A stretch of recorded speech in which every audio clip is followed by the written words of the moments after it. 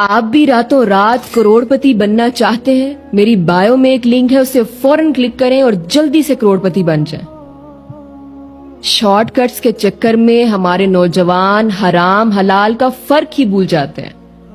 آپ کو پتا ہے کہ ایک مزدور، ہاں وہی جو پرانے پھٹے کپڑے پہن کر دن رات اپنا پسینہ بہاتا ہے، محنت کرتا ہے، وہ حرام کے پیسے سے لیے ہوئے سوٹ بوٹ پہننے والے ان امیروں سے بہت بہتر ہے، کیونکہ ہو سکتا ہے کہ وہ 2 روٹی کم کھاتا ہو، کم نرم بستر پر سوتا ہو، لوگوں کے تانے سنتا ہو، اس کی زندگی میں بہت مشکلات ہوں، لیکن وہ یہ جانتا ہے کہ حلال رزق کمانے کی وجہ سے اس کی آخرت پرسکون ہوگی۔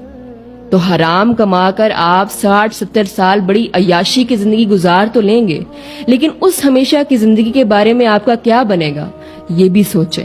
نکاح جیسے حلال اور پاکیزہ ایونٹ کو بیہودہ ناچ گانے، دولت کی نمائش، جسموں کی نمائش اور مرد و عورت کی مکس گیدرنگ سے ہم نے اس قدر گندا کر دیا ہے کہ افسوس کے ساتھ کہنا پڑتا ہے کہ یا تو ہم لوگ ضرورت سے زیادہ انجان ہیں یا ضرورت سے زیادہ بے شرم، کہ ہم حرام کاموں کو شروع کرنے سے پہلے بھی اللہ کا نام ضرور لیتے ہیں۔ آپ خود سوچیں کہ آپ کرنے کیا جا رہے ہیں؟ ناچ گانا کرنے جا رہے ہیں، اور اس سے پہلے آپ نے تلاوت لگا دی ہے، قوالی لگا دی ہے، نعت لگا دی ہے۔ اصل میں ہم نے بتانا بھی تو ہوتا ہے نا کہ ہم بے شک نام کے مسلمان صحیح، لیکن مسلمان تو ہیں نا۔ ایسے لوگوں سے ایک ہی درخواست ہے کہ ڈر جائیں اللہ سے، کیوں خود اپنے لیے اپنے ہاتھوں سے جہنم خریدنا چاہتے ہیں۔ کس نے فرمایا کہ ماں کے قدموں تلے جنت ہے؟ نبی صلی اللہ علیہ وآلہ وسلم نے، اور آج وہی ماں اسی نبی کی شریعت کے اگینسٹ آ کر کھڑی ہو گئی ہے کہ پردہ نہیں کرنے دوں گی۔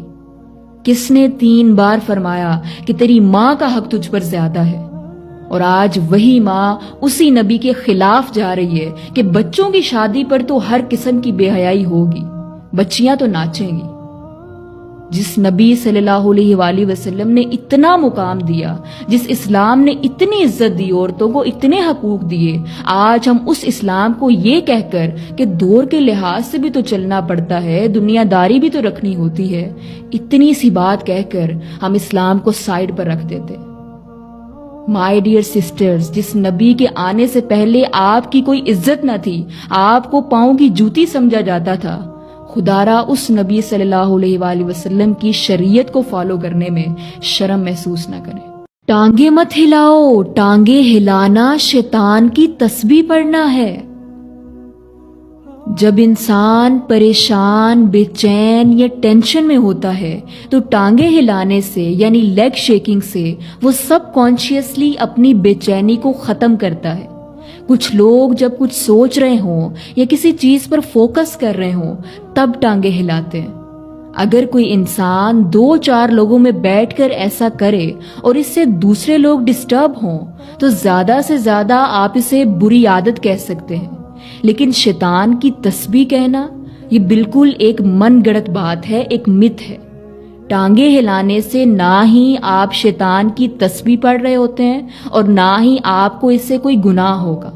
تو خدارا ان من گڑت باتوں سے خود بھی بچیں اور دوسروں کو بھی بچائیں۔ کس نے کہہ دیا کہ رسول اللہ صلی اللہ علیہ وآلہ وسلم نے معراج کا سفر خواب میں کیا تھا؟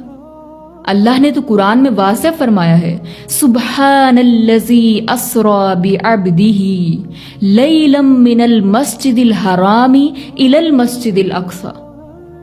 پاک ہے وہ ذات جو اپنے بندے کو راتوں رات مسجد حرام سے مسجد اقصی تک لے گئی۔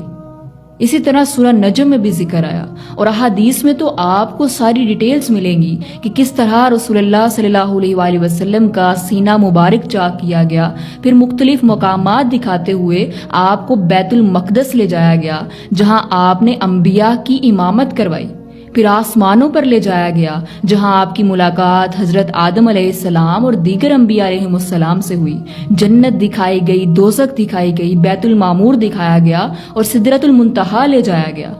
تو رسول اللہ صلی اللہ علیہ وآلہ وسلم نے بیداری میں یہ سفر کیا، نہ کہ خواب کی حالت میں۔